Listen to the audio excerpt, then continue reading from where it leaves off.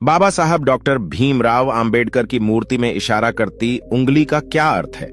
आइए समझें। आजकल भारत रत्न डॉक्टर भीमराव अंबेडकर की यह फोटो सोशल मीडिया से लेकर इलेक्ट्रॉनिक मीडिया में दिखाई जा रही है। आखिर इसी फोटो का उपयोग प्रचार प्रसार में क्यों किया जा रहा है? तो आइए जानते हैं इसे एक कहानी के माध्यम से। एक बार एक लड़का अपने पिता के साथ डॉक्टर भीमराव अंबेडकर जयंती की भव्य रैली में गया। वापस घर आने पर अपने पापा से प्रश्न पूछने लगा। लड़के ने कहा, पिताजी, बाबा साहेब हमेशा सूट बूट में ही क्यों रहते थे? पिताजी ने कहा, बेटा, क्योंकि बाबा साहेब ने बचपन में ही वो कड़वी यातनाएं झेली थीं, जो आज का कोई भी व्यक्ति नहीं झेल सकता है।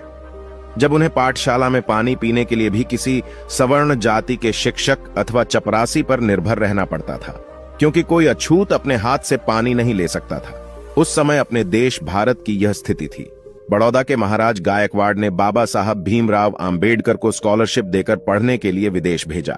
जब वे पढ़ लिखकर भारत वापस आए, तब भी स्थिति वैसी ही थी जैसी बाबा साहब छोड़कर गए थे, क्योंकि बाबा साहब को लगता था कि देश के अछूतों को आजादी से कहीं ज्यादा समानता की आवश्यकता है। तब जाकर बाबा साहब अंबेडकर ने भारत में समाज सुधार का कार्य किया। उन्हें लगता था कि मेरा समाज भी अच्छे कपड़े पहने, यदि मैं सुटबुट में रहूंगा तो मेरा समाज मुझसे प्रेरणा लेकर और मुझे आदर्श मानकर खुद भी सूट बूट पहनेगा। लड़के ने लड़का, ठीक है पिताजी, आज से मैं भी सूट बूट में ही रहूंगा। फिर लड़के ने पूछा, अच्छा पिताजी, बाबा साहब की जेब में हमेशा पेन अर्थात कमल क्यों रहता था? इस पर लड़के के पिताजी ने कहा, बहुत अच्छा प्रश्न पूछा बेटा। कलम होने का मतलब है शिक्षित होना ही सबसे जरूरी काम है। अरे वो सिर्फ कलम नहीं है, बल्कि पीड़ितों, शोषित लोगों को गुलामी से मुक्त करने की वह आधुनिक तलवार है।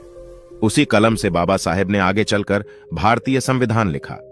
लड़के ने लड़का, पिताजी, मैं भी आज से अपनी जेब में कलम लगाऊंगा और खूब पढ़ाई करूंगा। लड़का आगे अपने पिताजी से कहता है कि पिताजी, मैं आपसे आखिरी प्रश्न पूछ रहा हूं। बाबा साहब उंगली का इशारा क्यों करते थे?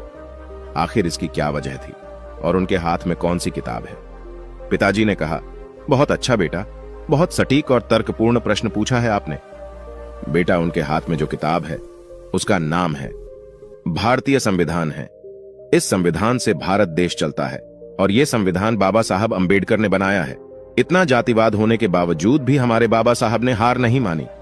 वो लड़ते रहे और अंत में ऐसा संविधान बना दिया। न कभी ऐसा बना और ना ही कभी ऐसा बनेगा। विश्व का सबसे बड़ा लिखित संविधान अपने देश भारत का है। और बेटा, मैं गर्व से कह सकता हूं कि मैं इस भारत देश का निवासी हूं।